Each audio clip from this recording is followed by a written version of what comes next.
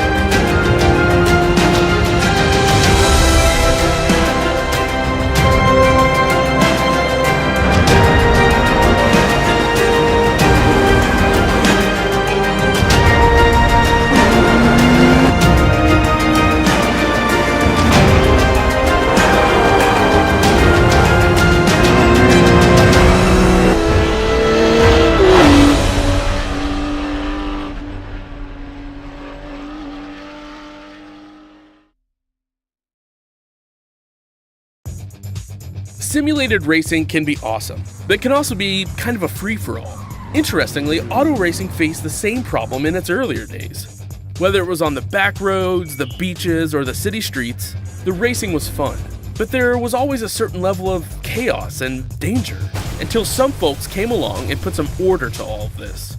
Stuff like official racetracks, regulations about weight and equipment, and enforcement of standards. That's what gave us high-speed excitement, fast-paced action, and photo finishes. That's when racing became racing. The guys over at iRacing.com have made the same transformation in the world of sim racing. Sure, they've got the most accurate tracks and realistic cars out there, but that's just the start.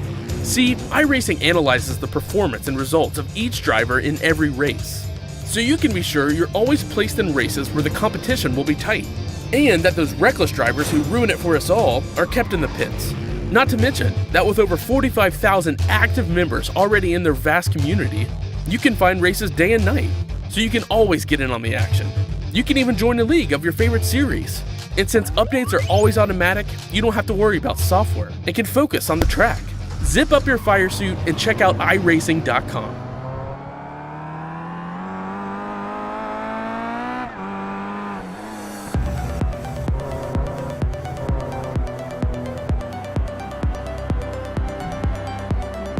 Good evening, ladies and gentlemen. Birthday week continues here on RaceSpot TV as we welcome you to Champions of the Future World Touring Car Championship here on RaceSpot TV from Circuit of the Americas, deep in the heart of Texas.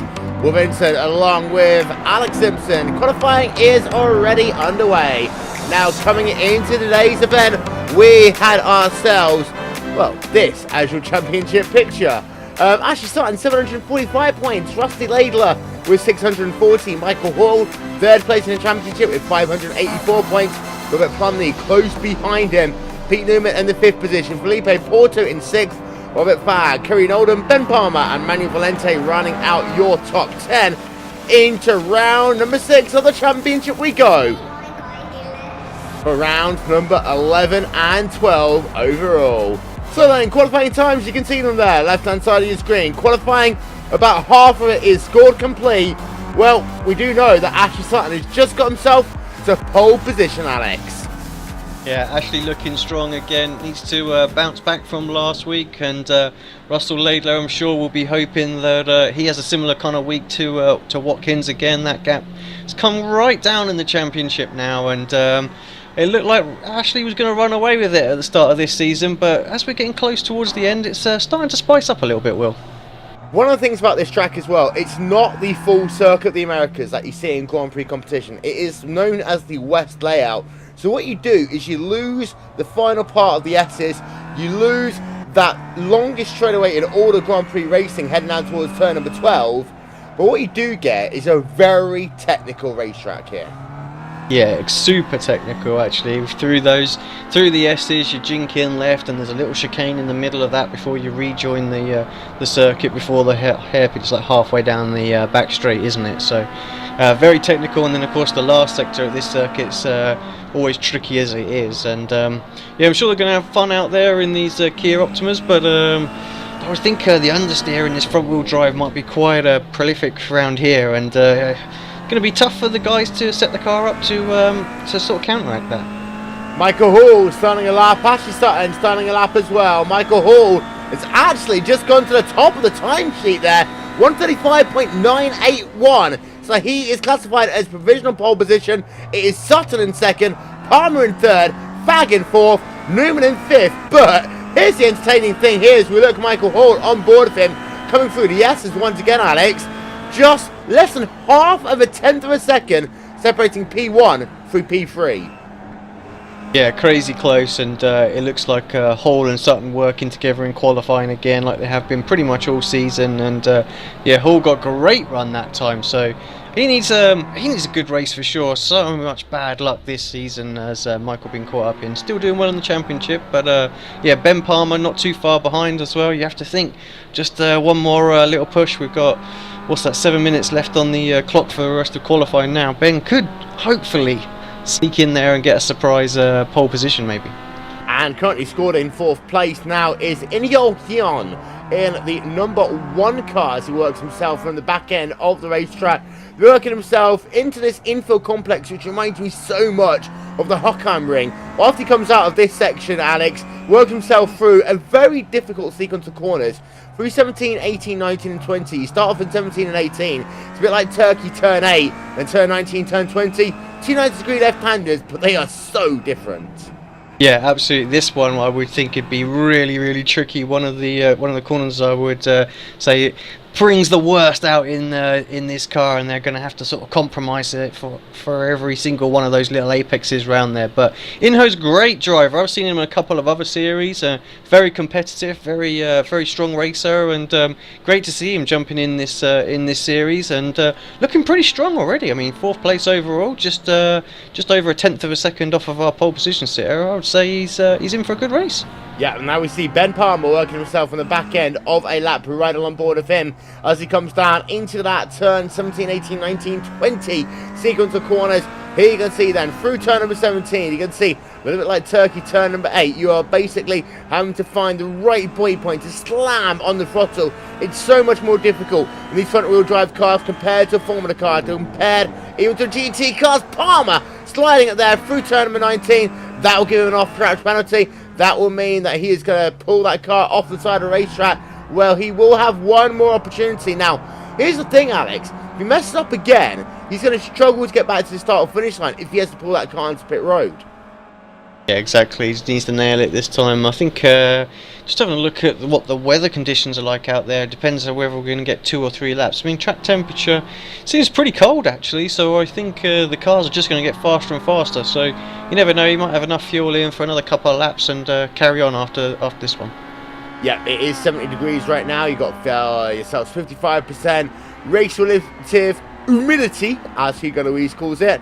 3 kilometers an hour wind right now, and well, that is to the north. So it's cold, but track conditions aren't that bad right now, as we've got ourselves just over, just under 5 minutes to go, about 4 minutes 15 seconds remaining, as Ashley Sutton and Michael Hall are both scored on pit road. Now, we know that if you're going to come out to the racetrack to do a lap, you will have to leave pit road with 2 minutes to go, Alex.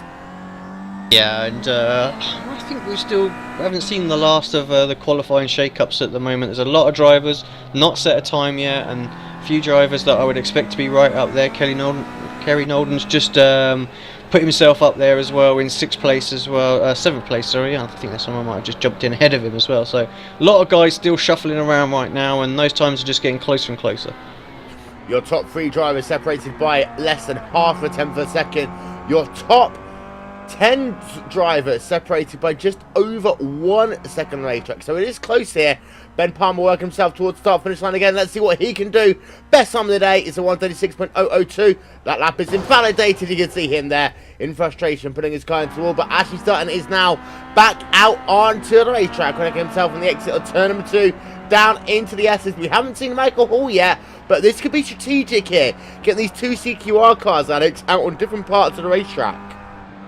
Yeah, I wonder if they're trying to do any sort of draft or something like that up into turn 1. I don't know where Michael is, but if they're going to try and work together again, actually it looks like he's pretty much happy with his time, doesn't feel like he can improve, so he's going to stay put. So yeah, it's up to Ashley really to find his way through the traffic and nick that pole position. Yeah, as we ride on board then with Ashley Sutton, we'll get an indication of the speeding as he slowed that car right down now, just to let the heat get into that tyres just about enough, but to have the grip he needs for that flying lap. And of course his fast lap of the day, Alex, in 1:35.994. There's only 2 drivers in the 1:35 bracket here today. They are Michael Hall, they are Ashley Sutton, and of course they share a common denominator. They are both CQR drivers. Yes, we've seen Ashley's practice time 35.6, so he's more than capable of grabbing pole. I think he's left himself just about enough room. You'll have to see how that goes. Hopefully no one will come out in front of him on this hot lap here. Through turn number 20 then for Ashley Sutton, what will be his final lap in qualifying. Actually, he might get one more in after this one. You can see crossing the start finish line now with 2 minutes just under left on the play clock. So there, ladies and gentlemen, is your 2-minute warning. There you can see Ben Palmer. He is on another lap right now. This is an out lap for him. A car going sideways just ahead of him as Ben Palmer still scored in 3rd place in qualifying.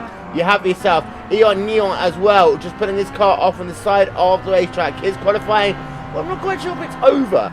This was down in turn number 17-18 as he works himself underneath the Tequila Patron Bridge. Actually, I'll take that back. That's at the start of the lap. He's going to struggle to get back to the start finish line in time. He's going to have to be very careful, but he may well be the last person past the stripe. Now, Robert Fags is coming out onto the racetrack. He will not be able to make it to the start finish line in time, Alex. No, and Ashley made big time mistake in that lap as well. Drifted off wide into where the circuit switches from the Grand Prix layout to the west version, and he's pulled his car up. So it looks like unless Ben Palmer can improve, it looks like Michael Hall might have this one. Yeah, Michael Hall is back on the racetrack himself. Ashley Sutton, there's nothing more he can do. He is in the garage and his qualifying is done for the time being. Ben Palmer, they can see him in the number 8 car. He's currently scored in 3rd place in qualifying. His last lap was a 1:30. His best lap at 1:36.022. He works himself through the S's once again. We ride along board of him as he works himself. This is that run down in towards turn number 12 on the Grand Prix layout. Coming into it now, it's a very tight, very tight hairpin. A little bit like Manny Cord, just inverted. Now he works himself down into the stadium section, just like Hockenheim. From here on in, Alex, you have got to be oh so precise. Yeah, absolutely. He needs to use absolutely every last little bit of the race circuit out there, but don't go just a little bit too wide, because we know what the off tracks are like here, and that'll invalidate his lap faster than anything. So then for Ben Palmer, about 4 corners left to go. As you can see him working himself into 17-18 right now. That triple apex right-hander, that is 17, that is 18. Our cameraman just a little bit inebriated by the looks of it there, as he comes down in towards turn number 19 now. And that short run into turn number 20. We'll go back along board of him. His fastest lap of the day, 136.022. Will he get into the 135s? Will he get to pole position? The answer is no, he won't. Ben Palmer stays in 3rd place overall. So for Michael Hall, this lap, for all intents and purposes right now, is a parade lap, and it already looks as though he's slowed that car down already, Alex. Yeah, I think Ashley probably told him that he's got it, so just going to bring it on into the pits.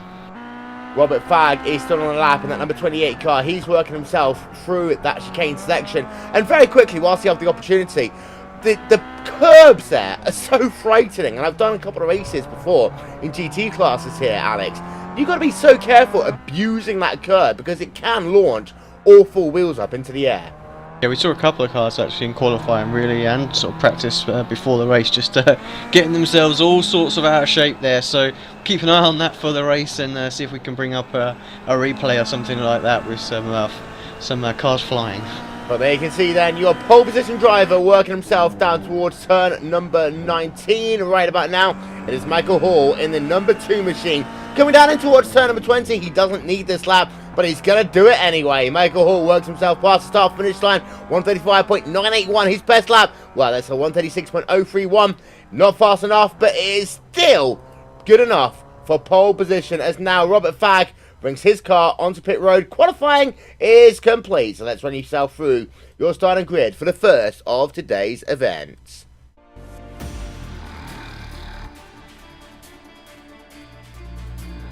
Michael Hall starting today's race on pole position then in that number 2 machine. CQR car getting himself pole position with qualifying time of 1 minute 35.981. Ashley starting just 13/1000ths of a second back. Ben Palmer in the 3rd position, and then Inyon Neon in the 4th spot. Inside of row number 3 will be Robert Fagg and Pete Newman alongside him, and then Kerry Nolan in 7th, Rusty Laidler in 8th. 9th place goes to Miles Coletti, and then Aaron Gearing rounding out your top 10. Your top 10 separated by just over 1 second on the racetrack.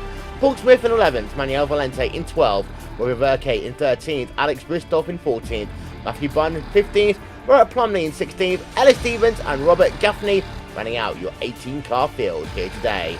Going to step aside for just 1 minute, ladies and gentlemen. We'll be back after this very quick message. You're watching RaceSpot TV.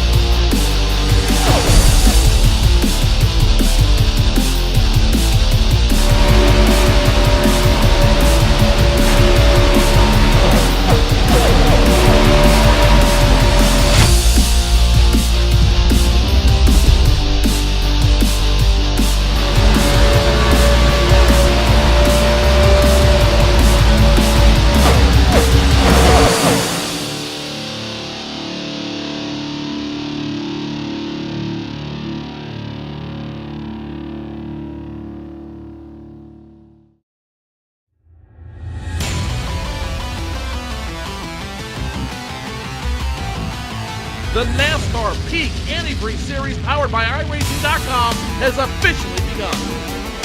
It's all in control of Brad Davies in that 11 machine. Green flag flies.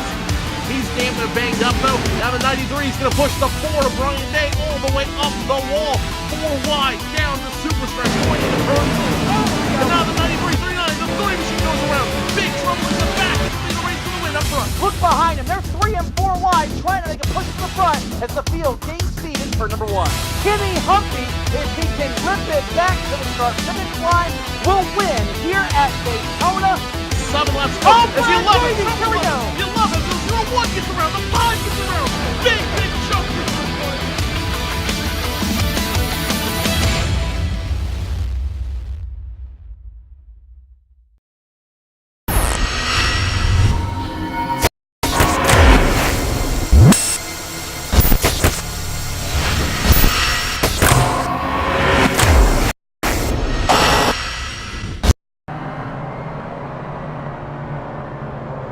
ladies and gentlemen, ready for the start here at Circuit of the Americas as your field is bunched up behind the iRacing.com first safety car. That one will be let rip in just one moment's time, putting the field in the command of your pole position driver, which is, of course, Michael Hall in that number 2 CQR machine. Right now, they're working themselves down in towards turn number 19 on the racetrack. You see that pace car about 10 lengths ahead on the racetrack, making that dart on towards pit road right about now. And that field under command of that number 2 car, they come down towards turn number 20. You've got to be careful. That start line is very quick once you come out that corner. And this round of the championship will start right now. And already a very good start there by Ashley as they come down to turn number 1. Ashley Sutton did that one perfectly.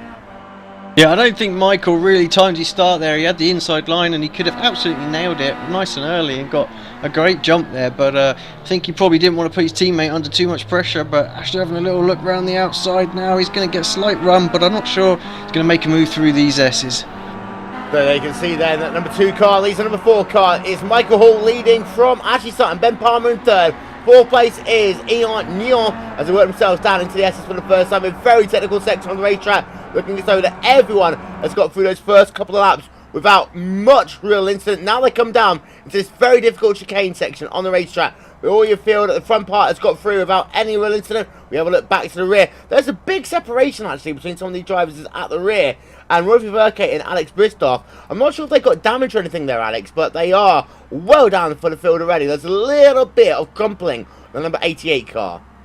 Yeah, I'm just having a quick look back. There was a tiny little coming together into turn 1, sort of 3 into 1 doesn't go, and yeah, just a couple of little drivers getting caught up involved in there. Alex there, unfortunately, was the innocent victim on the out wide there. One of the cars just spun out in front of him. He's got a little bit of front right damage as well. So yeah, a bit unfortunate for those guys, and they're going to have a hard time just to stay on the lead lap. They can see Ben Palmer running himself in the 3rd position right now, about a quarter of a second behind your race leader as they come down into turn number 20 on the racetrack, your final corner. Now this is that one and only real drafting opportunity on this segment of the racetrack. You ride along board then with 2nd place driver is Ashley Sutton. He's looking down to the inside, looking down to the outside. Oh, look at that! Down on the outside, he will have to go, and he will try and make that move down towards turn number 1. Sutton getting a bit of a block there from his own teammate into turn number 1. He tries to look to the outside as they come down in towards 2, now down to the S's, but that was a little bit of a crafty move there from Michael Hall into the turn number 1. That was a little bit bold there, considering these 2 drivers are teammates there. Yeah, clearly he doesn't want to give this victory up. He's not been in this position that many times this season. He has managed to jump his teammate up the odd time on the first lap, but Ashley's been really quick and jumped straight back ahead of him. So got some clean air ahead of him, and he wants to keep that as Palmer up the inside of Sutton into the hairpin. That's a great move. He's going to have to hold it around the outside now if he's going to keep that position, and it doesn't look like he's going to. No, they can see Ben Palmer in the 3rd place, going on board with him. Still in that, sorry, this is Sutton we're looking on board now. He retains that 2nd position on the racetrack there, but it was a good move by Ben Palmer. And these 2 drivers, of course, battling for championship positions. It does look as though there's no love lost between any of these drivers. Now, the fact that this happened to Sutton on lap number 1, will this now kind of send a clear message to him for the rest of this race? Remembering, 20-minute race now, and also 25-lap inverted race coming a little bit later on. Yeah, I'm sure it will, but he'll still have in the back of his mind that it's his teammate ahead of him, so he'll race hard, and but he'll leave a little quarter here and there. As you can see there, Manu Valente just running a little bit wide in that run through turn number 19. As behind him, we can see Miles Coletzi. Matthew Bunn, that rear part of your field getting very spread out in the early going. Paul Smith, you see there in the 12th position as well, so went himself down towards the end of that. Now it's 4 times per second as Roy Verke has had himself a little bit of a spin. Let's get a replay to see what happens with him. As I believe he made contact with Aaron Gearing or Alex Bristow, one of those 2 drivers, as he worked himself there at the back end of the racetrack. I think he might have actually spun it all by himself. Yeah, Bristow there, so just give him a general little touch from behind, shall we say. But yeah, poor old Roy there, just yeah, slowly recovering. Yeah, we'll call that an oops moment as Sutton getting a very big wiggle there and a slowdown penalty. Sutton down into 7th position, 8th position, almost down the racetrack. You can see side by side of the Arseholes car, the number 6 machine, Rusty Laidler will look down to his inside the next corner, and Rusty Laidler will complete lap position. No, he won't. Yes, he will. And wow, Ashley Sutton, we saw this at Donington Park, drivers getting slow down penalties, and Sutton responding. They are still too wide as they come down into 17-18, but I do think, yes, Sutton losing that position there, but Ashley Sutton lost himself an absolute ton of time there. Yeah, we saw that. We called that we might see the odd slowdown penalty through there, and Ashley just flirting with the track limits there. Now, of course, we've got a championship fight on our hand, because while Marco Hall might be up front, he's not second in the championship. Russell Laidler absolutely is, and these guys are going to duke it out for the rest of this race. Yeah, so let's get ourselves that first super slow-mo even replay of the day. You'll see right about here, notice there, all four wheels off of the racing surface.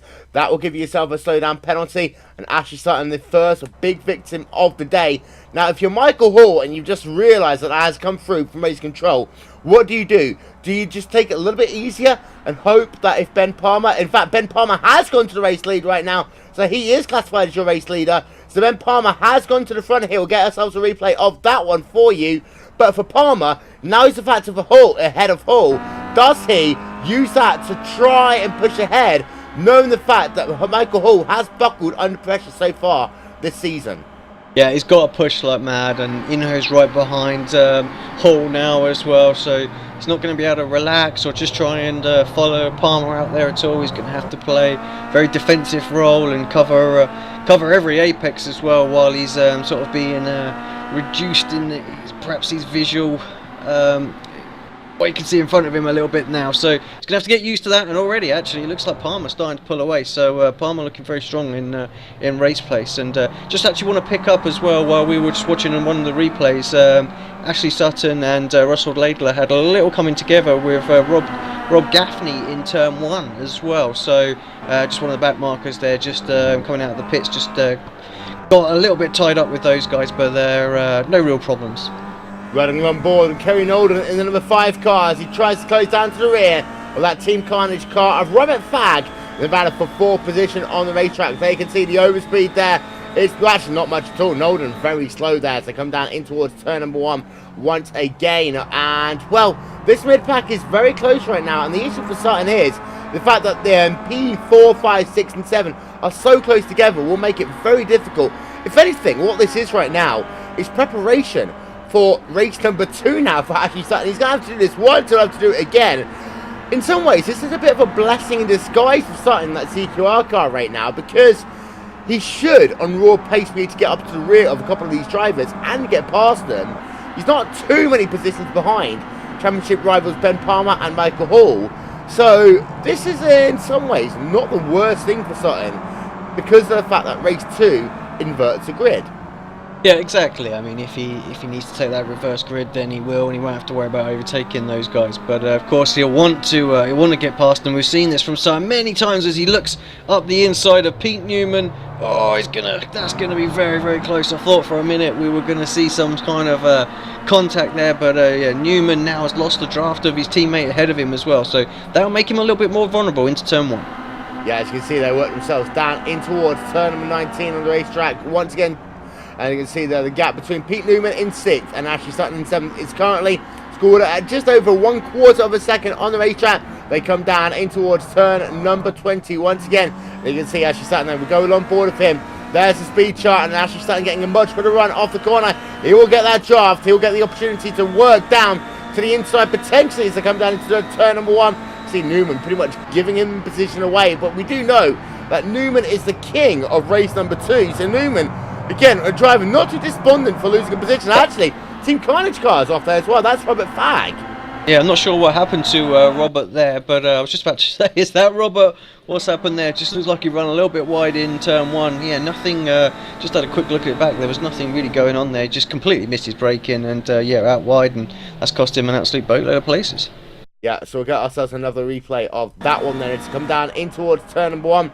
And Robert Fagg, just, I'd say he missed the corner. That's probably a nice way of saying that one there. The number 28 car, I think he forgot where he needs to brake, say something. But the important thing is also, he tried his best not to overcook those tyres. And you did mention this at the start of the race here, that it's very easy to overcook the tyres here. So you have got to be careful of the amount of pressure that you put into them. Turn number 1, so heavy on the brakes, and then turn number 2, 3, 4, 5, 6, all the way down until that, you know, run down towards turn number 12.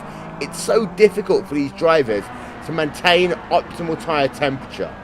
Yeah, absolutely, and you know, the track is cool, but it's still quite slippy surface here at Kota, so you know, that can catch a few drivers out. So you don't really, like you say, we don't really want to get the tyres hot at all. That will take a couple of laps for them to settle back down. The drivers around us are just going to pull away, and yeah, I would guess that Robert just using that uphill braking to brake a little bit later than normal, and you just overcooked it a little bit that time. Last time by Ben Palmer, a 137.023. Michael Hall, a 137.108. The gap is about 1 second on the racetrack between those two drivers. Although Michael Hall is so much better in turn number 1. He gained 2 tenths of a second that time by. So that is one thing we'll have to keep in mind as you see through the S's. That gap is still about 6 tenths of a second. Now maybe, just maybe, Hall was keeping his tyres cool, getting himself prepared, trying to push Palmer into his mistake in that first sector, but also, based upon everything we said, Alex, also trying to make it so that Palmer uses a lot of his tyres in the early going, because that gap is now back under half a second on the racetrack. Yeah, all of a sudden, Inho's dropped off the back of Hall, and he only has one thing on his mind now, and that's retaking that lead for sure. Down they come then into the back end of the section. This is the bit that's a bit like the Hockheim Ring, the original Hockheim Ring, not the whatever they call it of a track that they're running today. You can see Hall running a little bit wide right now. Gap between P2 and P3, well, that is about 1.3 seconds right now between Yon and also Michael Hall. You can see that the gap between Hall and Palmer about half a second. So right on board with that number 2 car as they work themselves down in towards turn 19, down in towards turn number 20 they come once again. As you can see there, that Hall, well, he loses a bit in that final sector. That gap is back up to 6 tenths of a second. He won't get that draft down in towards turn number 1 once again. But your top 5, as it stands right now, it is going to be Palmer from Hall, from Yale, from Nolan, from Softon, with Newman, Fag, Lader, Valente and Coletti running at your top 10. They're your biggest movers in the race so far. Making a move into turn 1, Will, sorry to cut you off there, but straight up the inside of Kerry. Kerry's trying to fight back right now, and they're going to have to go side by side through the S's if they're going to make this re-overtake here in the Pete Newman media car. Can't happen there, and Ashley moves himself up and into 4th place. Yes, let's get yourself a replay of that one. That was set up perfectly through turn number 1. I do have to say, Alex, it was well done there by Ashley Sutton. Yeah, great move. Textbook, you'd have to say. Down to turn number 1, you can see there, he gets himself that inside line. Now the outside line can get some good momentum in these front wheel drive cars. You can see there that Nolan tries to cut over as they come down in towards turn number 2. It doesn't work for him. He has to run the outside line, hang out to dry just a little bit, and he has to fall back into line as they come down into the S's once again. That moves Sutton back up into the 4th position. Gap between himself and Eon Udon is currently about 2.5 seconds. And also, he messed up that corner there, so Nolan right back up behind him once again. Yeah, we've got, what, about 3 minutes, just over 3 minutes, maybe 4 minutes left on the clock now. So, oh, of course, yeah, the pace lap, I forgot about. I always forget about that, so... yeah, still plenty of time to fight back, I have to say. I mean, 4 seconds, that's not a lot. We've seen the pace he's got out there, but Kerry looking strong again, doesn't want to give up on that place at all, and looks like the battle for the front. Looks like Ben Palmer's trying to shake off Michael's slipstream the best he can out there as well. You see Manny Valente there battling for position with Mars Coletti. Battle for P number 9, P number 10 on the racetrack. Gap is about 6 tenths of a second between them as they work themselves down towards turn number 1 once again, then past the halfway point and a little bit more in the first of today's races here on RaceSpot TV. Race number 2 coming up in just about half an hour's time. We'll run through your top 5, and you can see there Ben Palmer 1.1 second advantage over Michael Hall as they come down to the S's once again. Between Hall and Yeon, it is currently himself about 9 tenths of a second. And from Yeon to Ashley Sutton, 2 seconds it stands right now. And then from Ashley Sutton to Kerry Nolan, about a 7 tenths of a second gap. That's not a lot when you consider it all. So Sutton hasn't really pulled away that much from Nolan, although he did pull out 2 tenths per second into turn 12 alone, Alex. Yeah, I think this is really where we see drivers make a whole load of time, is in those slow corners. Those faster ones, pretty easy to get right. The Kia has the habit of, off power, of turning in quite nicely, and yeah, it's when you got to go in those heavy braking zones. That's really where we see the drivers rise. The cream rises to the top for sure, and Ashley definitely one of the best on the brakes that I've seen in any series in this car. So there you can see that ticker running along the bottom of your screen right now. Just having a look down, Koletsky still continuing to battle Valente. They work themselves down in towards turn number 18 right now, and then down into turn 20. One of the things we haven't talked about here is turn number 19.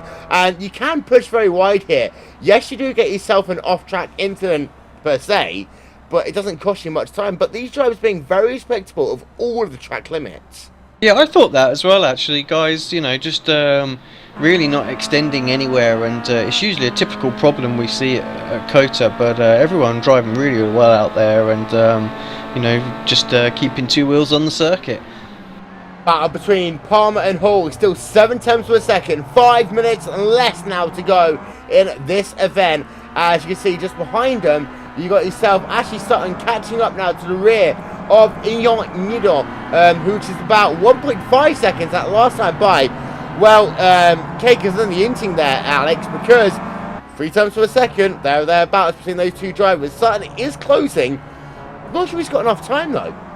Yeah, I'm not sure myself actually now. I mean, he was quick last lap and he's really starting to stretch his legs a little bit now, but it really depends whether or not Palmer starts to feel a little bit of pressure from Hall, and that always slows you down by a couple of tenths of a second as well, and if that happens, then I think we could end up with a 4-car battle for perhaps the last lap of this race. And who do we know is the best in those positions?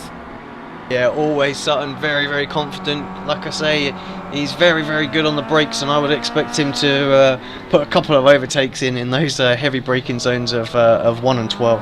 Well, here you can see then the speed differential between Ben Palmer and Michael Hall as they work themselves down towards turn number 1. Once again, this will be a good indication. You can see actually that Palmer is still a little bit faster. You can see that speed chart down towards turn number 1.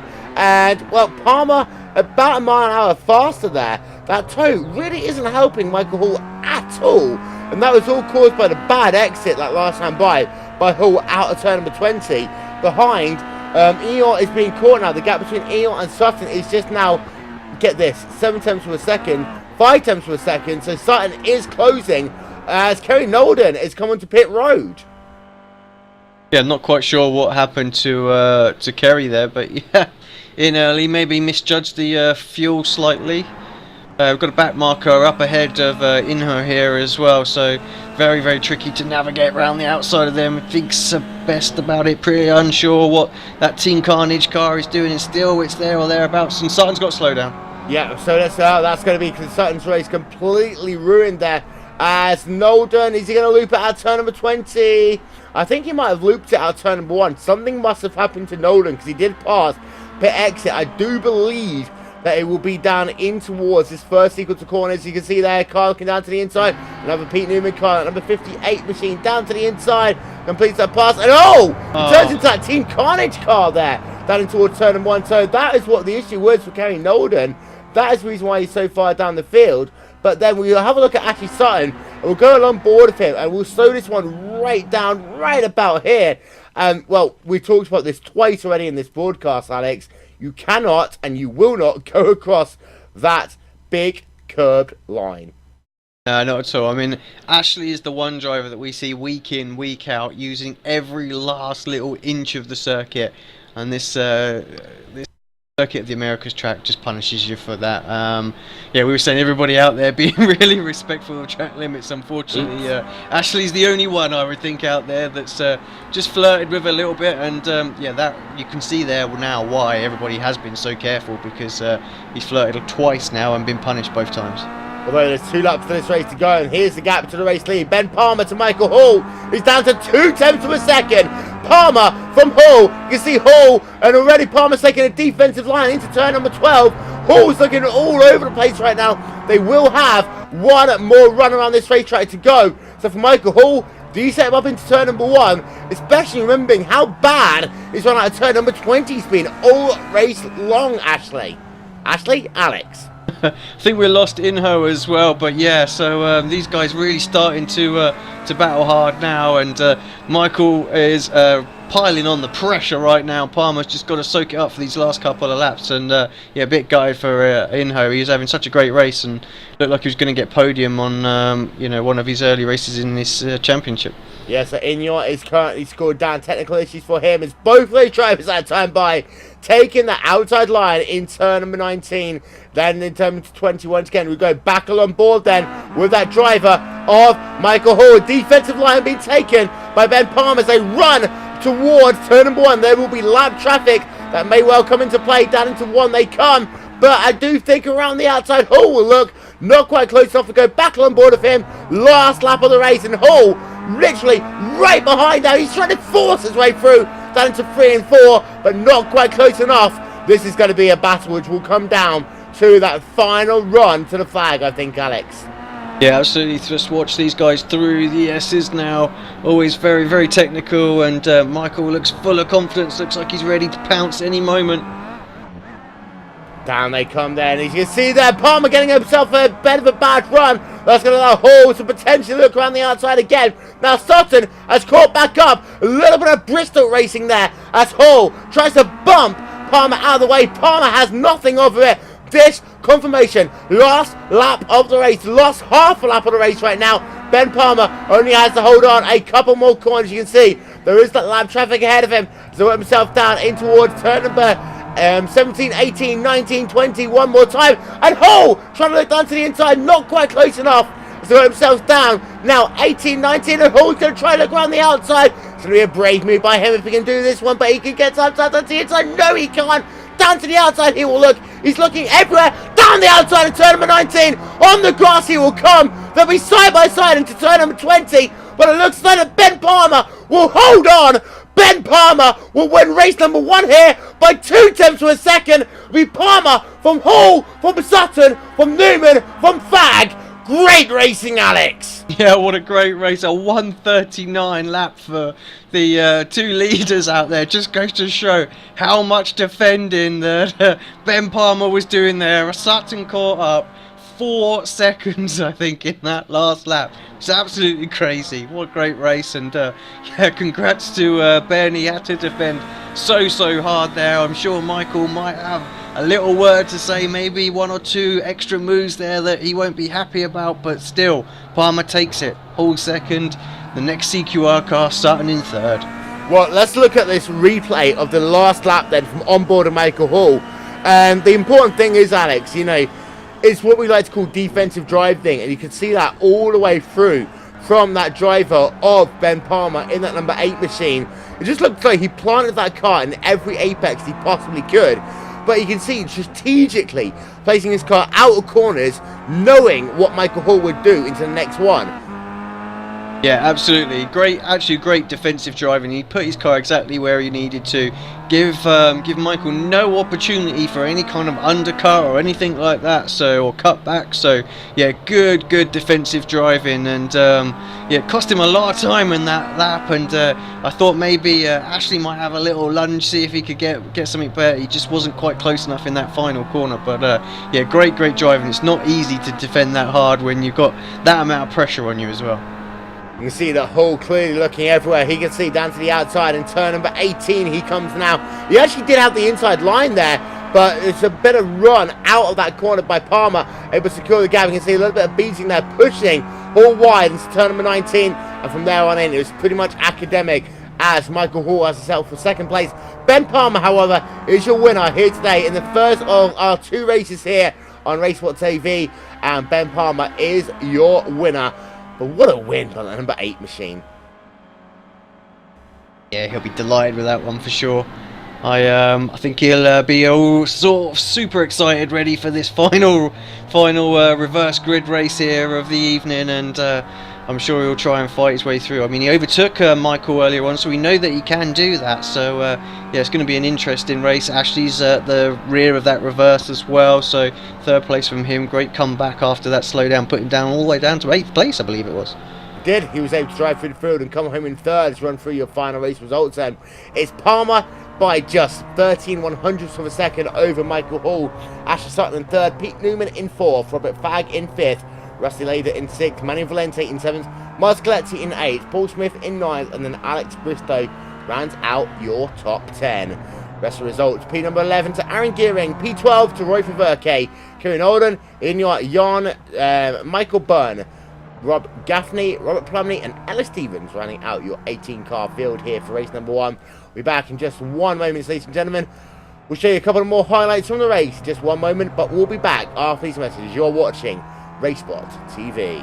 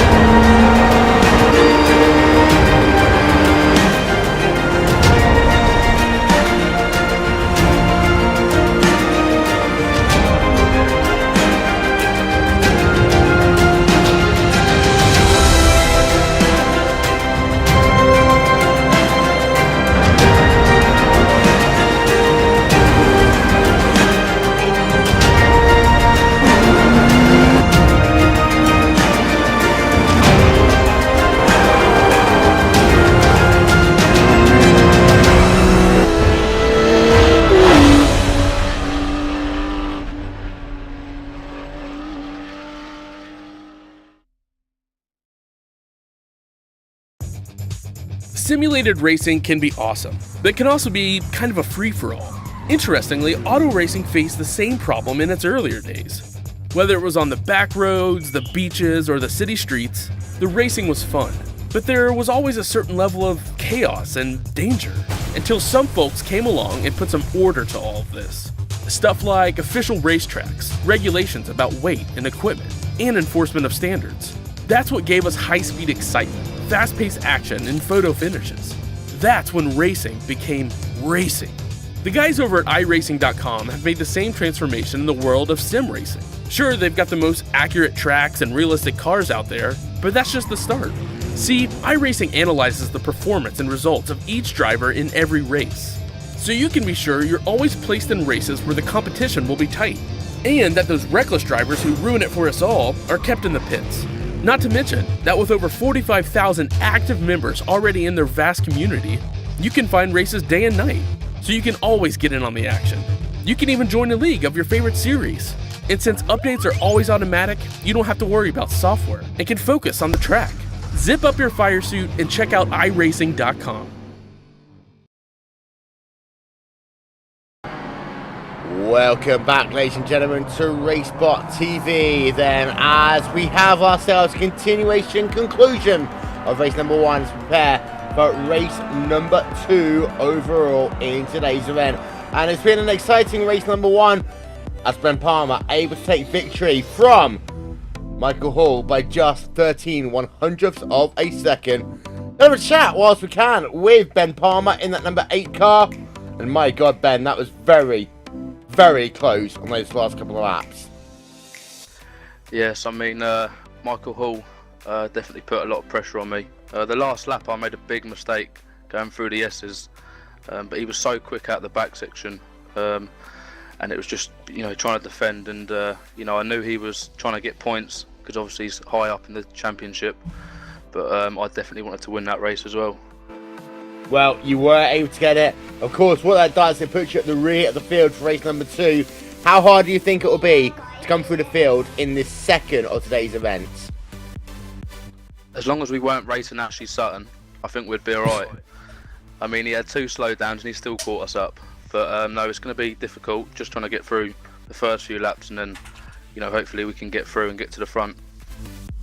I do have word that Ashley Sutton's car is being investigated by the race stewards for the use of nitrous oxide. But how good is it to be a winner once again? And how important do you think that will be for championship momentum?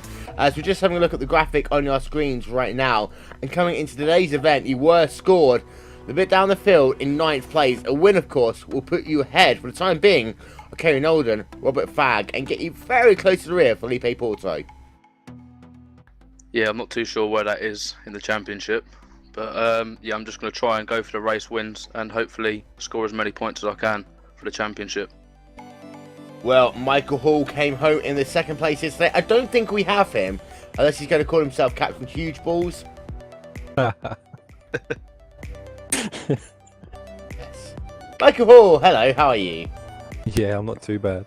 Well, you got yourself 2nd place. It was a tough drive at the very end of the race, but take us through, because it looks as though that through turns 15, 16, 17, 18, 19, 20, you tried a number of different things. You weren't close enough. Did you miss an opportunity, do you think? Nah, Ben deserved it at the end of the day. He was quick at the start of the race, and I couldn't get past him, so it's a deserved win. Very close racing. Again, you'll be in the reverse grid. You'll have Ashley Sutton behind you. Do you think that having a CQR teammate ahead of you on the racetrack could actually prove to be a benefit, as someone's going to carve through that field for you, leaving yourself potentially a little bit of room to come through alongside? Yeah, hopefully. Yeah, he won't be behind for long, I don't think. He's too quick round here. He had a couple of slowdowns and still caught me and Ben up, so he'll probably finish well in this race. Well, Michael Hall coming home in P number 2. Ashley Sutton coming home in 3rd place. And Ashley, well, that chicane just doesn't like you, does it? I like a bit of off-roading. Do you like the roughage? Oh, sure do, you know me, Will. No, it's just this track's known for off-tracks and it's a pain in the backside. And I'm always probably one of the most to get off-tracks, and then, yeah, it bites me in the arse around here because you get slowdowns. So we'll see for race 2. It's a longer race, so I've got to be a little bit more careful. Yeah, it's a 25-minute race number 2, compared to the 20-minute race number 1. That is in anticipation of the quote-unquote caution. Now, at this racetrack, we talk about all of the racetracks you can get a caution, but here, it's very easy to get one down into the S's, because turn through 2 all the way through about 7 and 8 is basically caution-fest city. How are you going to play those first couple of laps at the rear of the field? Just as normal, get stuck in. Yeah, get stuck in and get involved is what I normally do. But round here, with depending on weather, if it's colder, then yeah, they'll have to take it steady because everyone will be going sideways. So beware of drifting. Can you come for the field? Can you win race number 2? I'll give it a good go, as always. Well, Ashley Sutton coming home in 3rd place in race number 1. We got ourselves also Robert Fagg coming home in P number 5. Actually, we've got Paul Newman. Pete Newman. Hi, Pete Newman. Related to Paul Newman in no way, shape, or form. He came home in P number 4. How was race number 1 for you? Sorry, well, I didn't catch that. How thanks for the was intro race number 1? I probably could have guessed that, but yeah, it went pretty well, to be honest. Well, I didn't have a great start. Let my teammate come past me, unfortunately. Well, fortunately for him, but he just didn't seem to have the pace. And about 3/4 of the way through, gonna swap positions, and unfortunately, I think Rob Fagg got into the back of him, being a little bit optimistic. Although that first corner does, beg for a little bit of contact and stupid lines going into it. Not saying that it was a stupid line, but Talk about stupid lines coming down to turn number 1, standing start, cold tyres. How hard is it going to be for you? It's going to be very hard. Obviously, 4th place is be coming from the back and have my rear view mirror filled with Ashley Sutton. At least for the first couple of pit boxes. But hopefully by the time we get to the first corner, there won't be carnage happening, and if we do manage to get it through the first corner without any carnage, I hope I just come out the other end, preferably getting 5 places or something like that would be nice. You do know that Team Carnage cars will be on the grid for race 2, right? Just thought I have to let you know that one as a disclaimer. I'm in that team. As an advance, I have to let you know it's our duty as professional broadcasters here. But we have seen you, of course, being a master of race number 2. Do you think you can drive to the front here? Of course, starting a little bit further back than what you were used to in the first couple of rounds of this season. Yeah, unfortunately, I didn't get barged out in race 1, so I'm not going to have that reverse grid pole like I was fortunate to get a couple of races. It's going to be it's different kettle of fish from the back here, so I'll be really happy with the top 10 and a solid night's racing. If you want to be barged out, Pete, just ask Ben Palmer, or he's good at it. You can see that. If you want to slow down, just ask Ash. Right, Rusty Lader's currently scored 2nd place in the championship. He finished race number 1 in P6. We'll talk to him in just 1 moment's time. He's currently getting his Mr. Anchor out of the water. But in the interim, we'll talk to Robert Fagg. He came home in P number 5 here today. Well, Robert, 1 race in the books, P5, top 5, on to race 2. Take us through it. Yeah, it'd be interesting. I'll try not to knock any cars off the track this time. But we want a caution. You never know. I keep getting turn 1 wrong, so outbrake myself twice, and unfortunately collected Kerry the 2nd time. Ladies and gentlemen, a public service announcement from RaceSpot TV. If you're alongside the driver of Robert Fagg into turn number 1, just go onto the asphalt. P number 6 again will be that driver of Rusty Laidler. Now, have you survived, dragging Mr. W Anchor out of the water? That might explain why I was so slow tonight, but yeah. I mean, I had a shave just before this race, and now I've got I've got a beard like bloody Gandalf. It's boring. Did you take a ring? Did you put your ring into Mordor? Come on, the team's called Arseholes. Are you really going to start making ring jokes? Yes. Well, that was the problem. I couldn't get near anyone's ring, so... Makes a change. Ooh. No, it was... I said like this the other week, it's damage limitation. Luckily, I didn't get bummed, so... I still got P6 because a few people falling off. It's still decent points. But as I said to Ash earlier on in the week, it's his championship to throw away now. Well, ladies and gentlemen, race number 2 coming up in just a couple of moments' time. We'll just talk to your top 5. And Alex, race number 2, we know it's always going to be an exciting one. But this first sector of Kota, it screams out for a caution, doesn't it? Oh yeah, absolutely. I think this first lap, just watching everybody trying to pick up some places really quickly. Those big old yellow sausage curves, I think this is going to be the quickest safety car we've seen all season. So be careful with sausage curves, make sure that you get your oil in your car and make sure that rubber is nice and firm. Race number 2 coming up here on RaceSpot TV in just a couple of moments' time. We'll be back after these messages. It's carry on up the WTCC.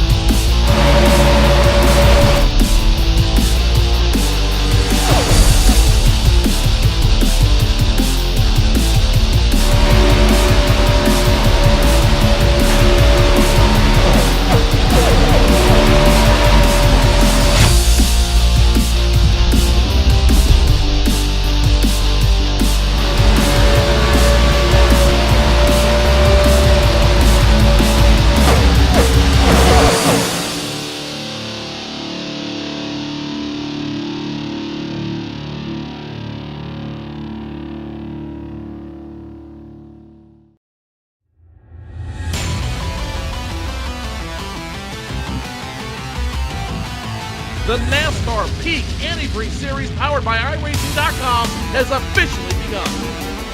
It's all in control of Brad Davies in that 11 machine. Green flag flies.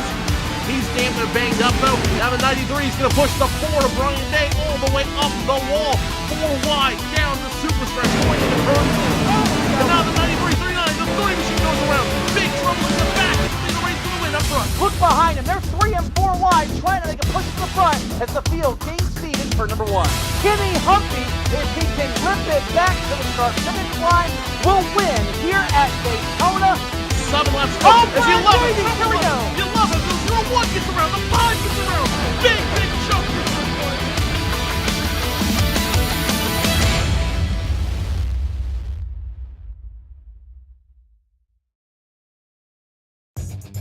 Simulated racing can be awesome, but can also be kind of a free-for-all. Interestingly, auto racing faced the same problem in its earlier days. Whether it was on the back roads, the beaches, or the city streets, the racing was fun. But there was always a certain level of chaos and danger, until some folks came along and put some order to all of this. Stuff like official racetracks, regulations about weight and equipment, and enforcement of standards. That's what gave us high-speed excitement, fast-paced action, and photo finishes. That's when racing became racing. The guys over at iRacing.com have made the same transformation in the world of sim racing. Sure, they've got the most accurate tracks and realistic cars out there, but that's just the start. See, iRacing analyzes the performance and results of each driver in every race, so you can be sure you're always placed in races where the competition will be tight, and that those reckless drivers who ruin it for us all are kept in the pits. Not to mention that with over 45,000 active members already in their vast community, you can find races day and night, so you can always get in on the action. You can even join a league of your favorite series. And since updates are always automatic, you don't have to worry about software and can focus on the track. Zip up your fire suit and check out iRacing.com.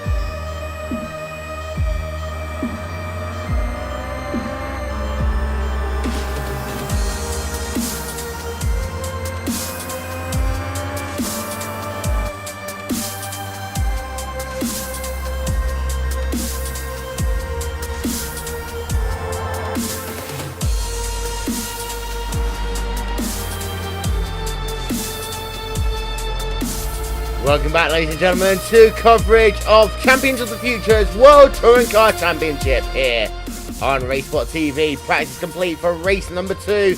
Here is your starting grid then for this event, running up along your screen, and well, Nolden on pole position, Verke in second, Gearing in third, Bristol in fourth, grid running through your screen. Will we see a caution, Alex? Well, I'll be surprised if we don't. I mean, I would love not to see one, I have to say. Let's hope we get a great start and some really good racing throughout this one, and you know, watch those quick guys trying to work their way up. But I dare say, I think we're gonna see one. Well, you can see there, 16 cars taking the field for the second part of today's event. Coming up here, just one moment on RaceSpot TV.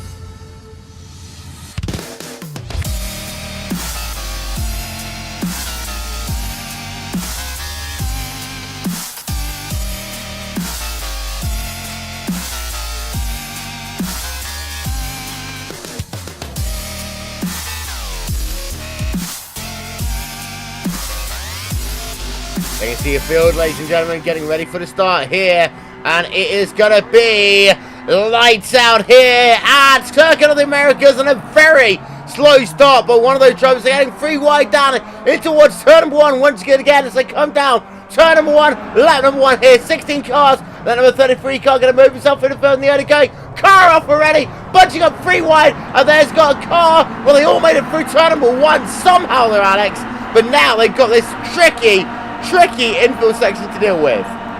Yeah, such a wide entrance into turn 1. Got a car sideways, just trying to capture that there. Managed to keep it underneath in there, and actually we're through the S's without any real major contact. No, we've got Ben Palmer being pushed out wide, but he recovers it, and actually we're through. We're good.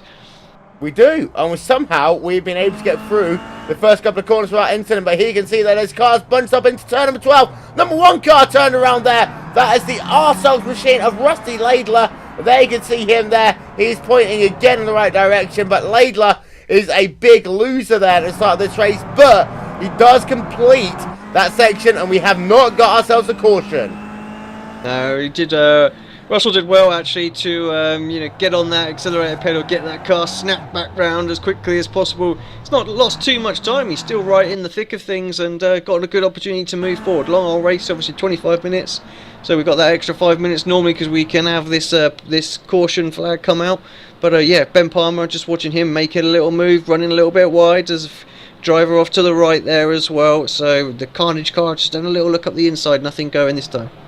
Driver on the move though is the driver of Matthew Bunn in 13th position right now, trying to work himself through the field. To give you an update on Ashley Sutton, he's up to get this P number 5 already on the racetrack. So Palmer is on the move. It's not Palmer, sorry, Sutton is on the move. Palmer down on the 9th position. You see there Bunn, and you can see these drivers. Oh, contact there just ahead of him. We've got a car off right now. We'll get confirmation of who that is as we've got his car turned around. That's the number 23 machine of Manny Valente, as he is somehow going to get himself stopped there. And the rear of the field, well, Valente getting himself a big load of damage there on the front end of that car. Yeah, just going into that tricky section there, into the S's. It's so easy just to get tagged there, and your car just slides wide. Huge runoff area, which is one saving grace for him, and doesn't look like he's got any real damage, so he can continue on, but it's going to be a hard race from there. Out front, though, is Kerry Nolden, who leads away by, get this, Alex, 3.4 seconds over Miles Galetti. He's pulled up that advantage. Now, if in these second races, you don't often get the chance to talk about it, but you can get a gap like that without a caution, then you are a golden ticket for a race win, because right now Sutton is currently scored about 7 seconds behind the race lead. It's going to be hard to get that over the course of this race. Yeah, exactly. He's still got to pick up another 3 places before he can start chipping away into that lead that Kerry has right now. And yeah, I think by the time he does that, it could be as close as say maybe 6, 7, maybe even 10 seconds. So yeah, I can't, as long as we don't see a caution, Kerry's in a very, very strong position right now. And you can see there the multicolored car of Aaron Gearing currently running himself in P number 4 right now. He's got himself lots of stickers on that car. Don't look at the stickers, children. Look at the pretty doggy instead. As they come down towards turn number 1, once again, there you can see Gearing down on the inside and starting looking to the outside. Ahead of them, you've got yourself Miles Galetti, who's scored in the 2nd position, with Verke in 3rd, and then Aaron Gearing in that 4th position, with Sutton alongside him, down to the S's, and Sutton gonna force himself there and forcing the number 5 car Aaron Gearing off the racetrack there, Alex. Yeah, great move from Sutton actually. He put his nose there, Gearing left that little door open, and Sutton said, thank you very much, I'll take that. There's nowhere you can go once I'm alongside, and you're off the track, and that's exactly what happened. Gearing lost the place. Yeah, so we'll get that on the RaceSpot TV super slow-mo replay there. You can see down in towards turn number 4 on the racetrack, side by side, and that Sticker Master car just getting himself pushed a little bit wide there. So, well, it looks as though Aaron Gearing may have looked at the pretty doggies and not the actual racetrack. You can see they're pushing wide. Very lucky not to hit the curbs. And those sausage curbs don't exist as prevalently there on this version of the layout compared to what we see in the Grand Prix there. And that, in many ways, could actually save Aaron Gearing, that number 5 car. Yeah, absolutely, and actually we've just, while we've been watching the replay, actually Sutton's got himself up and past Roy Verke there, so nice little move. That Team Carnage car seems to be struggling a little bit for pace out there at the moment, and yeah, Ashley just pounced on him really quickly, so 3rd place for Ashley, very quickly closing in on Miles as well, just ahead of him.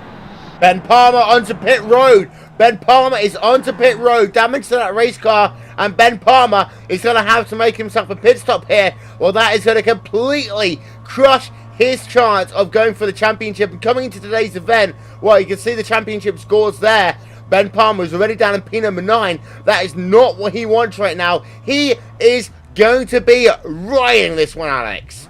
Oh yeah, just had a little look to see what it was, and it was actually the exit of turn 1 the previous lap, so just got himself all sorts of spun round there, hit the Armco and picked up some damage. So yeah, disaster for Ben.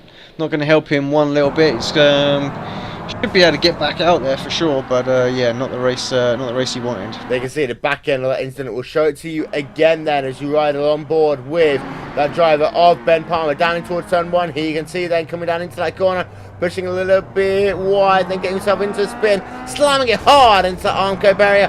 Ben Palmer, probably our biggest story of the day here, because he was set at the start of today's event, Alex, to get himself into a championship contending position, but it's all gone wrong for him here in race number 2. Yeah, great start to the night. Obviously, won last race, and just needed to buy his time. And yeah, unfortunately, that turn 1, we've seen a few little incidents there where it funnels down to a very narrow apex, such a wide entry, and everyone fighting for that sort of inside curb, really. And yeah, unfortunately, just got himself spun there. There you can actually see a little bit of aero push on number 58 machine. I believe that was Kerry Nolden. No, it's not. It is the number 58 car, Pete Newman. They're turning around the car of Ben Palmer, and there you can see Pete Newman's currently scored in the 9th place on the racetrack. There you can see him. His capital leader is 9 seconds to himself right now, but one driver on the move is actually starting 4.2 seconds. Can he do it? Well, 18 minutes of this race to go. Right now, Kerry Nolden is riding the fact that they've got themselves these extra 5 minutes, which was implemented halfway into the season because of the fact that, well, most of these races will be just about going back to green right now.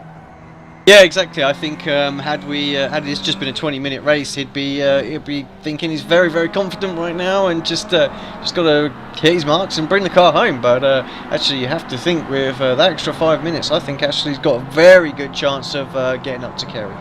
Aaron Gearing losing himself a ton of positions there. Slow down penalty for him in that number 5 machine. So he's now down into the 7th position on the racetrack. And number 1, Arsehold's car of Rusty Laidler going past. And now Laidler had a bit of a poor start to this race. So they're going side by side, battling for position at end. And you can see Laidler is going to complete that pass there.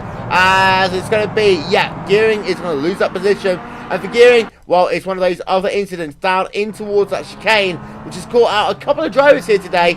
It's not about the incident itself, but how you react to it, Alex. And Laidler losing himself a couple of positions because of it. He was actually in P4, now down in P number 7 on the racetrack. Yeah, I think he's not a fan of this track, and he's been posting about it, and we know that he definitely doesn't want to see it on the schedule next season. But for sure, actually, this second race he's picked up a few places. Obviously, he got spun around earlier on, so he's actually working his way up quite nicely, and he's in, 6th place right now as he crosses the line. And you have to think, if he can carry on pushing, he's got the pace to get the guys in front of them, as Pete Newman there having a look on Aaron Gearing into turn 1 and getting the move done. Yeah, and they can see actually Pete Newman in that number number 58 car, right on board with him as he works himself through the S's once again. Now, Pete Newman, of course, is that driver who's generally been the master of the second races, but the reason for that is he's had such a horrible start to the first part of his season, struggling in the first part of these races, but all of a sudden, he's been good in race number 1, expected his race number 2, so he's just ahead of him actually, with Verke and Laidler getting side by side there, and Gearing is going to get himself past both of them almost there. Newman's going to get himself past both of them, even I'll take that one back. Newman looking down to the outside of that Arse's car. Laidler pushing very wide in the corner, and that actually helps Pete Newman get himself a position over this driver, Ruben Verke. And now you see that Verke making contact with number 5 machine there, and well, Aaron Gearing's back into the mix as well. And the big loser has got to be that Arse's car, that is Rover Verke, who's just had a horrible middle portion of that lap. Yeah, that definitely freight train comes to mind there. He just lost the one place, and then it just got worse and worse. When there's a little bit of contact, a little bit further back, I believe that was Michael Hall and Paul Smith in the Lugnot's car, and then of course we just saw Aaron Gearing as well, just getting tagged from behind going into the final corner. So it's yeah, it's all starting to kick off a little bit now, Will. There you can see then a replay of what we can see there. The contact between the 5 car and the number 14 car. Then on the 5 car of Aaron Gearing and the number 14 machine of Rufer Verke as we continue our coverage here. And the interesting point to note is that Michael Hall is currently scored in number 9th on the racetrack. Ashley Sutton closing up to the rear of Kerry Nolden last time by. Gap between those drivers. Well, Ashley Sutton is 3.7 seconds back, half a second faster. 14 minutes on the play clock to go, and Michael Hall is down in 9th position, and he's stuck behind the Arsehouse car of Paul and Smith right now. Yeah, can't seem to make much progress at all, and you know, same sort of car that Sutton's got out there. Sutton just seems to be that much more confident on the brakes going into these slow sections, and yeah, Paul Smith just ahead of him right now, I believe, and needs to get on by him as quick as possible. He's got Inho behind him, who's obviously had that disconnect and started from the very back of the grid, so he want to of course fight his way forward after such a poor race, the last one. And Gearing goes very, very wide, but I think he's going to hold on to that position. 2 Team Carnage cars running in P3, P4 right now, and that is Robert Fagg and Mark Galetsky, and the gap between those drivers is just about 0.4 of a second. Gonna step aside for just one moment, we'll take you side by side. You won't miss a thing. You're watching RaceSpot TV.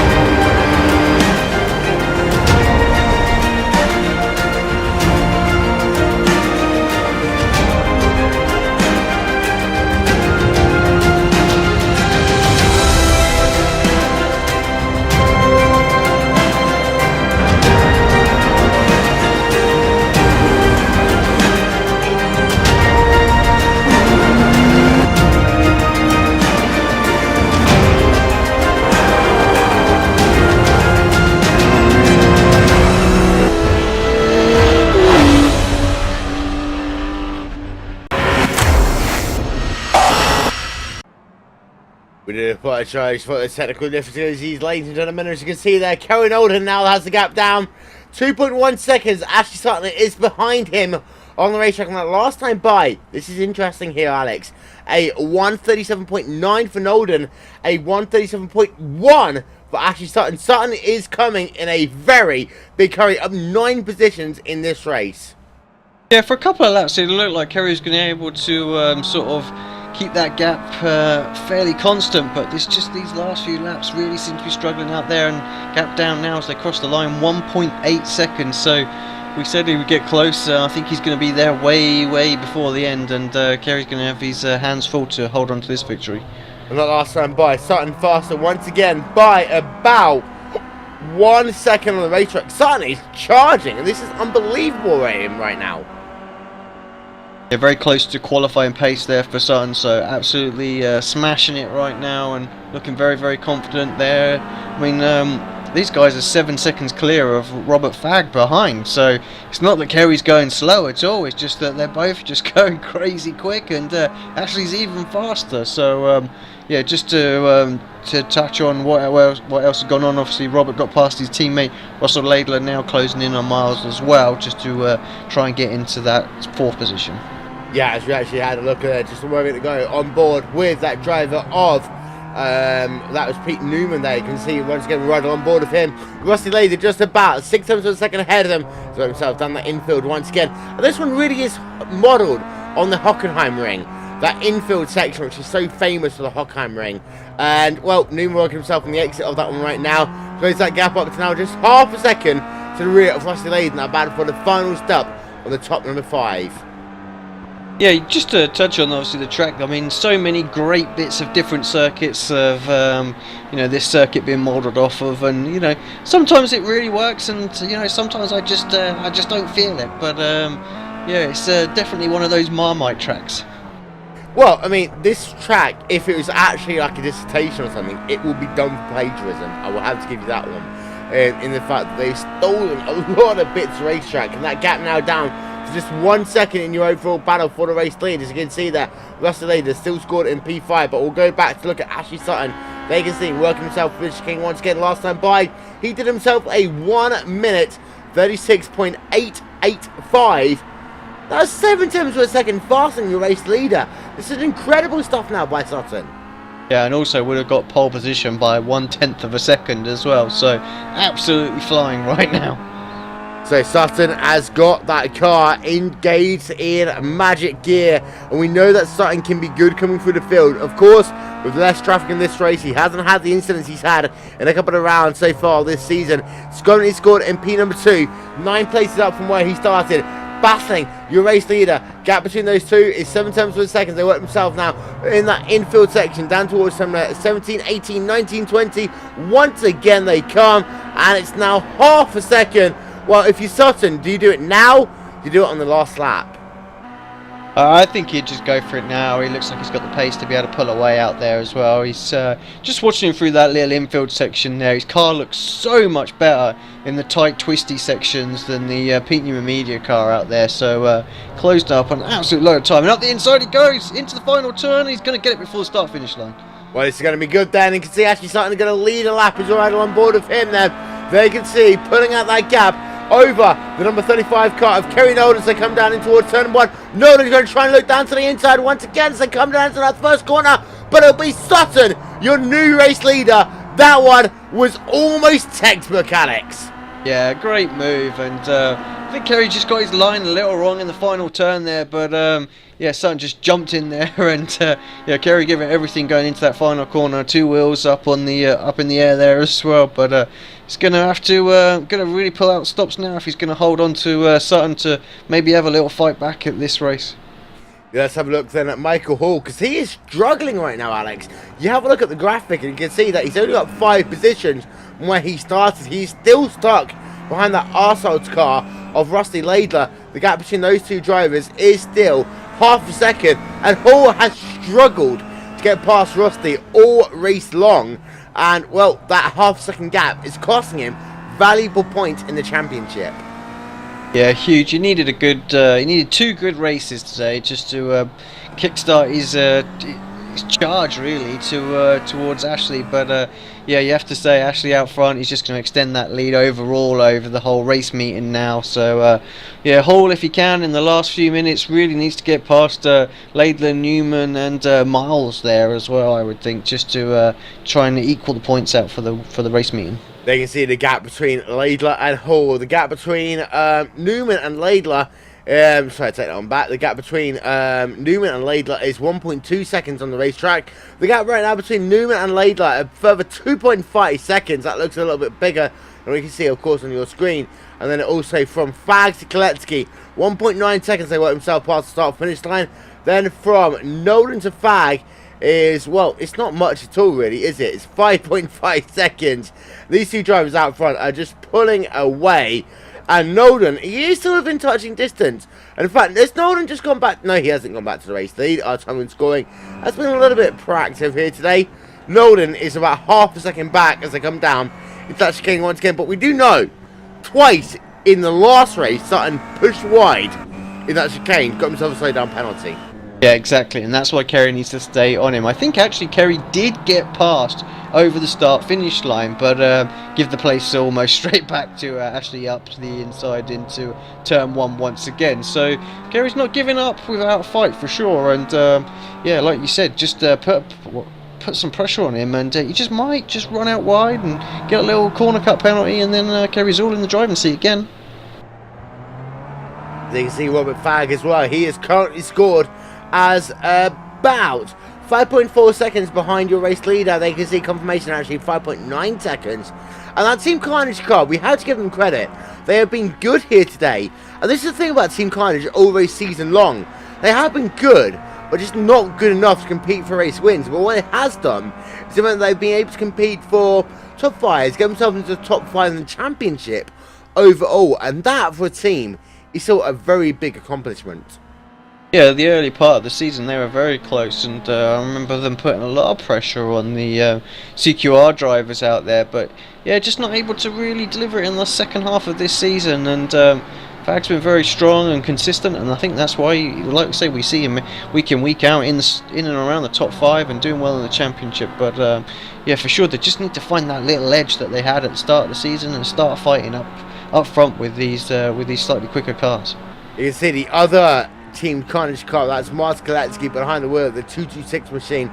Right now the gap between himself and the race leader is, well, a little bit more substantial, about 9.5 seconds right now. So we'll have to take pretty much an engine failure for Ashley Sutton to get himself behind this driver of Mars Koletsky. He's currently scored in 4th place on the racetrack, but you have a look back, there you can see there's a little bit of a battle going on right now as Michael Hall is finally starting to try himself in the field, but the Arseholes car, I must say that in the Arseholes machine, and we'll actually have a look there from the rear of the Arseholes car, and he is still keeping Michael Hall at bay.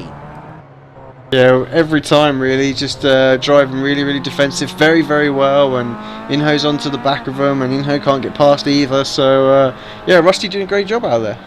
Well, yeah, they can see Rusty Laidler about as willing as a frat girl. I can't even say that comment today, even though it was birthday week, to allow someone to get past the arseholes and come down towards turn number 20 once again. You can see there, Hall, just about 5 tenths of a second back, bringing down the inside of the arseholes and come down into towards turn number 1 once again. Hall doesn't get a good run out of the corner.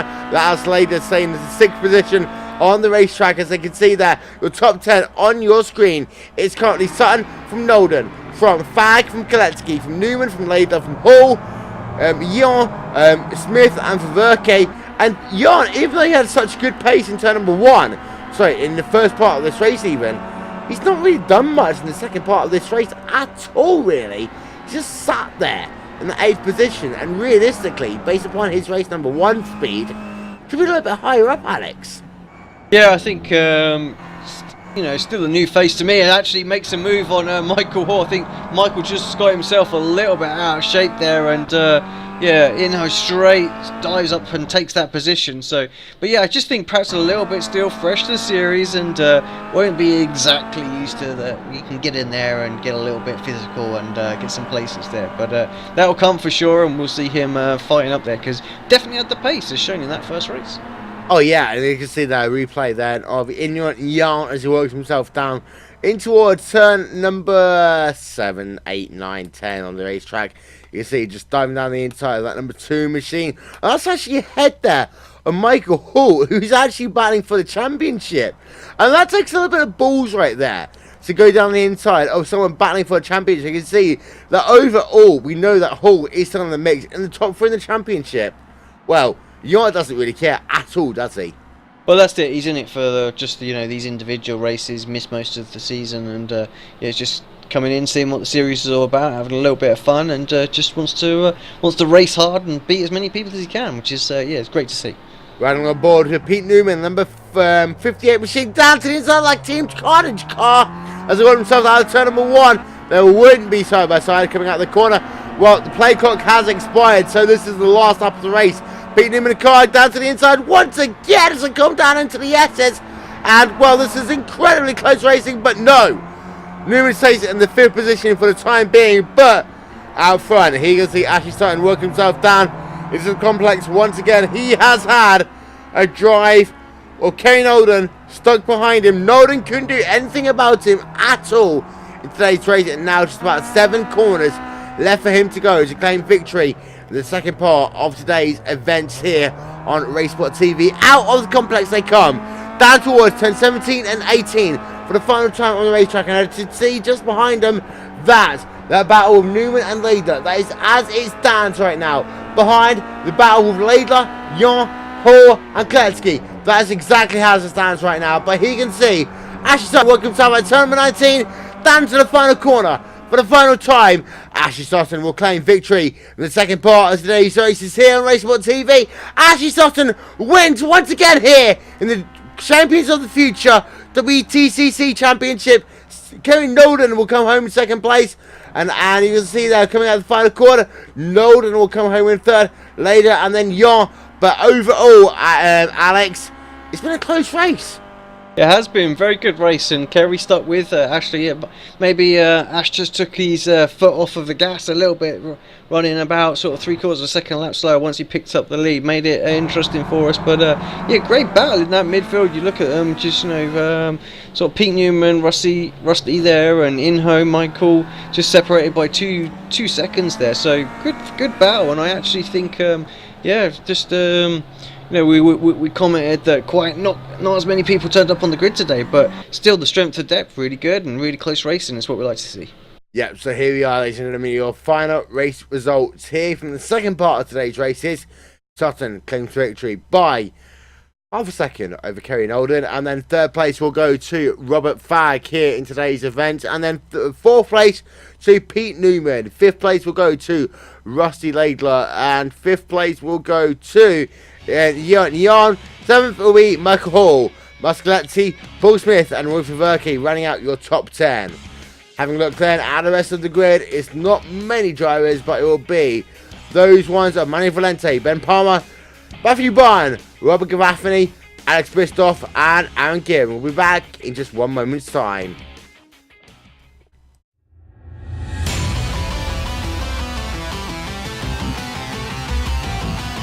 The NASCAR Peak Antifreeze Series powered by iRacing.com has officially begun. It's all in control of Brad Davies in that 11 machine. Green flag flies. He's damn near banged up though. Now the 93 is going to push the 4 of Brian Day all the way up the wall. 4 wide down the super stretch point. And now the 93, 39, the 3 machine goes around. Big trouble in the back. It's the race for the win up front. Look behind him. They're 3 and 4 wide, trying to make a push to the front as the field gains speed in turn number 1. Kenny Humphrey, if he can rip it back to the start finish line, will win here at Daytona. 7 laps to go. As you love it. Here we go. You love it. The 0-1 gets around. The 5 gets around. Big jump.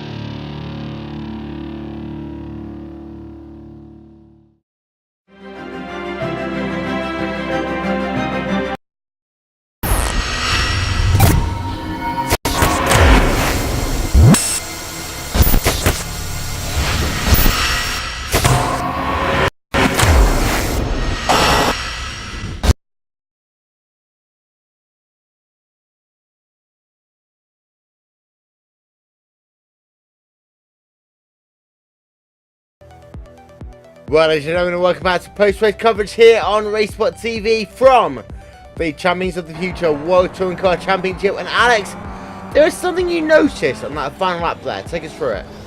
Yeah, unfortunately, poor old Miles looked like he's going to have one of the best results of his season there, fighting 4th place with Pete Newman, just going into turn 12 on that last lap. They were side by side, Miles on the outside, and looks like Russell Lathler just missed his braking point by a little bit, got into the rear of Miles there and spun him around. Poor old Miles lost all those places and ended up finishing down in 8th place, some 19 seconds back. So pretty gutted for him because he looked like it was going to be his best result. But continue the race, and I'm sure he'll bounce back at the next race, and wish him all the best and see if he can get a top 5 next week.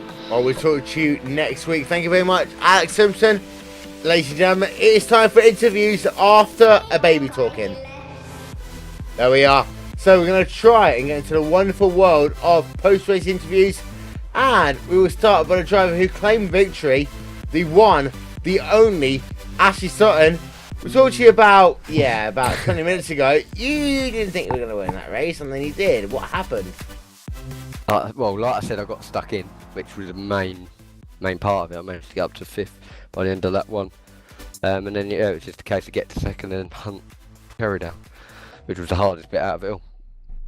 You did do it. You got yourself the race victory. How does it feel? It was good. Every win feels good. It will always feel the same, and if not, it's better each time. But it's just a shame race 1 didn't go to plan. I learnt my lesson though. That's the main thing. Well, and of course, the Pete Newman strategy was completely F up in race 1, get the win in race 2, and kind of be thereabouts in the championship. Coming down to the last part of the season, we have to ask the question: how much are you taking? Pills? Cocaine? What? Me? No, not me. You're to the last part of the race. What do you think you're going to do? Are you going to go down to the inside? Are you going to take the position? Are you going to be the champion? Of course. I've got Rusty to deal with, and he's like he says I've got something to lose. Well, bring it on. Ooh, they're fighting words there. 3 words. A couple of rounds of the championship left. Can you get victory in all of them? In race 1 and race 2? Or what do you think your biggest weakness is? The off tracks and slowdowns is probably my biggest weakness. But yeah, I'll give it a go. It's always nice. It'd be nice to win both, but it's very, very hard, especially with the next few tracks we've got coming up. They're tight and twisty, so yeah, it's not going to be as easy as Kota to overtake because the tracks are so, like Kota was so wide. But I'll give it a go, as always. Thank you very much, Ashley Sutton. Karen Olden isn't here because blah blah blah blah blah. So therefore, Pete Newman, 3rd place in round number 2. How you doing? I'm alright, buddy. I don't think I got 3rd place. I think it was 4th. It's 3rd on my screen, so therefore you get whatever it shows in my timing and scoring until the broadcast turns off. Oh, happy days. I'll take a 3rd. Take us through your race. Well, it was crazy start as we predicted. What else can I say? I spun Rusty, that was fun, and then I spun Ben Palmer, so that was also fun. And then ended up with 3rd place, or 4th place. Well, of course, Kota is a slightly difficult racetrack, and how close was... I mean, this is the first race that we've seen, race number 2, in a while, without a caution. Did you expect a caution? Did you hope for a caution? Do you think there was going to be a caution? Personally, I didn't think there was going to be a caution, which was, you know, we have had a caution in every race so far, but here there is just so much runoff that it would be hard pressed for a caution to come out, I'd think. By the way, timing scoring chasing 4th. I'm sorry. The P4, Pete Newman. Go. I know, I'm sorry. Heading ourselves into the next round of the championship. Now, the Pete Newman strategies kind of worked well this season. Are you going to continue that one throughout the rest of the events that we have? The what? Pete Newman strategy. Yeah, just drive like myself. It's a good strategy to go for. Well, we've also got ourselves. Have we got Rusty here? Maybe. Rusty! Rusty! Far eye. Why did you come P4, Rusty? Because I'm rubbish. I absolutely hate this track. Just couldn't get into a groove. You know, it was about as flowing as about 7 Rubik's cubes glued together. You know, it just doesn't go. Right, okay. This track is about as flowing as an emo girl trying to make love to you whilst her wrists are a little bit red. Yeah, but that's fine, because you can put a bag over her head and then you can just forget about all that stuff. So, you know. She has red wrists. Yeah. In the interim, P5 here stains at round number 2.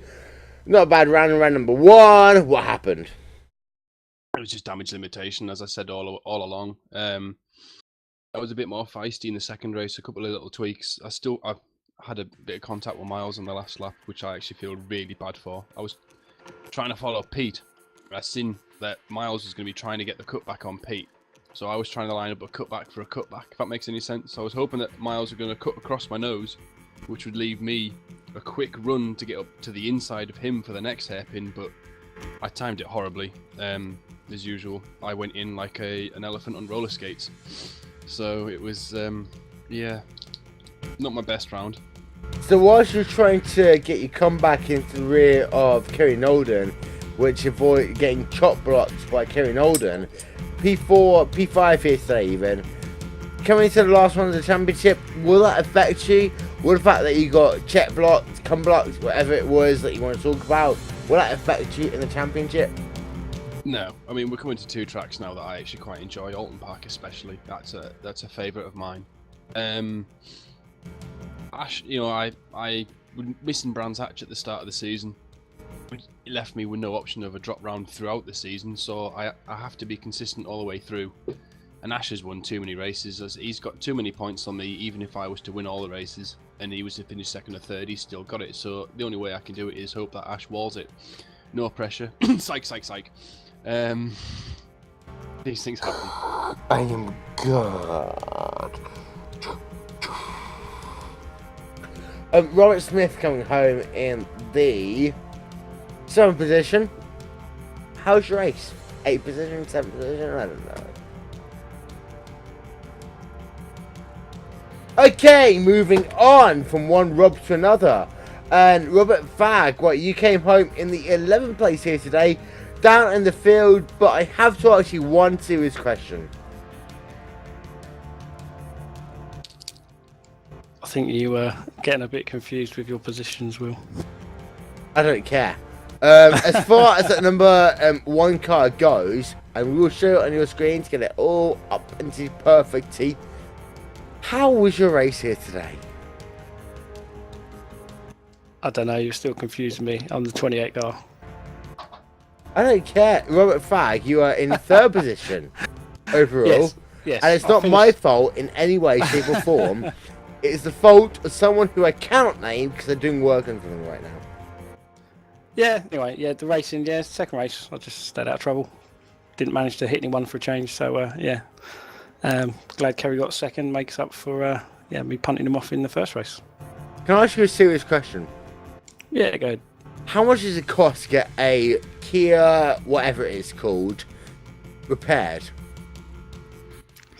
I don't think it's really a cost of money. It's about 2 seconds with the reset button.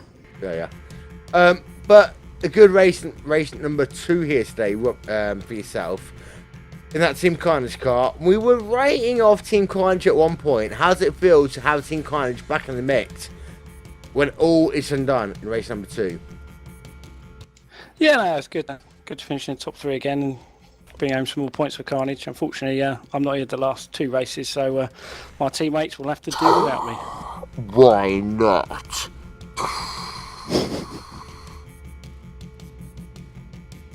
Answer the question. Work, unfortunately. Okay. Unfortunately, Robert Fagg coming home in the 3rd place here today. Is there anyone who I haven't spoken to? Yes, me. Who are you? It's Paul Smith. Paul Smith, hello. Hello. You came home in P9 here today. How are you? I came on P9 in both races. I know. It was dull and boring. I was on my own for most of the races. That second race at the start, I basically went backwards through a Kia showroom because everyone was going past me. You got front ended and rear ended, and a retowed. How does that arsehole car feel right now? It feels battered and bruised, and slightly gaping. The gaping, is there a little bit of redness around there? Is it a little bit of orange? Is there any dots around it at all?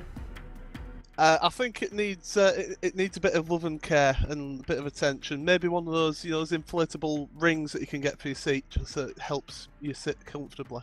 And bleached. Yes, and bleached. Well, you can see actually that car right now. You can see that a little bit damaged in the front end. We'll have a look at the rear end as it comes around the corner. And ladies and gentlemen, we'll get ourselves a one and only unbiased look at number 33 machine of Paul Smith. And oh god, that just looks like it's been battered in the rear end just a little bit there. But you can see the arsehole's cars there of the number 33 machine of Paul Smith. Now, we've still got rounds of the championship left to go. Have you got any messages to your fellow competitors? Don't hit me. Or I'll try not to hit them.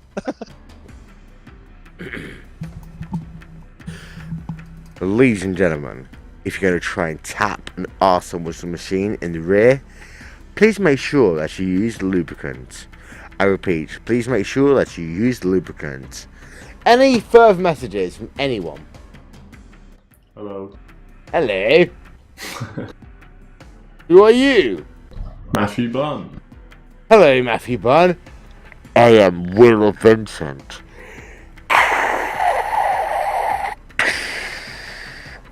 You been drinking? No. No, this is him on a good day. Yeah, I was going to say. Hi, Will Vincent, have you been drinking? I don't even drink these days. What are you talking about? Right, Matthew Bunn, how's your race? Yeah, I haven't really got much to say. The track was shit. The car was shit. I was pretty shit. Come last. That's about it. Well, here's the thing. Number 11 car. It had a pink car. It had Taz of Tasmania on it. It looked a little bit weird. Then people got a little bit confused when people ran into the rear of it. All they wanted to do is to knock it off the fucking track so people just stopped hitting it. It was a health and fucking safety hazard. Get that car off the fucking track! See, the plan was to distract everyone, but it didn't work. Hello, welcome to Health and Safety. Your car is a fucking peace racer that's in the way of everyone else. Please move out of the way. Anyone else? No? Well, okay. Are you ready for a professional finish here, gentlemen?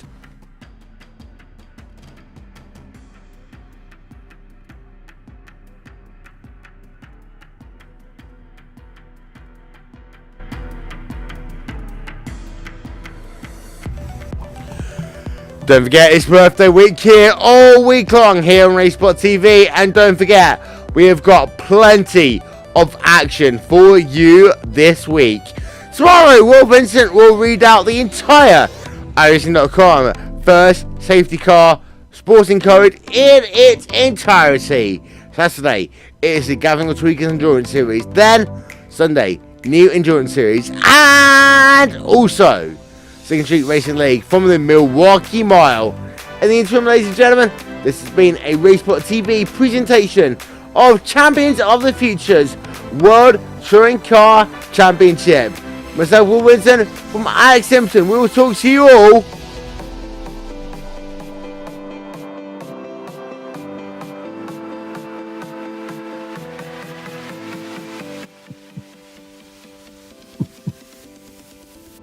next time!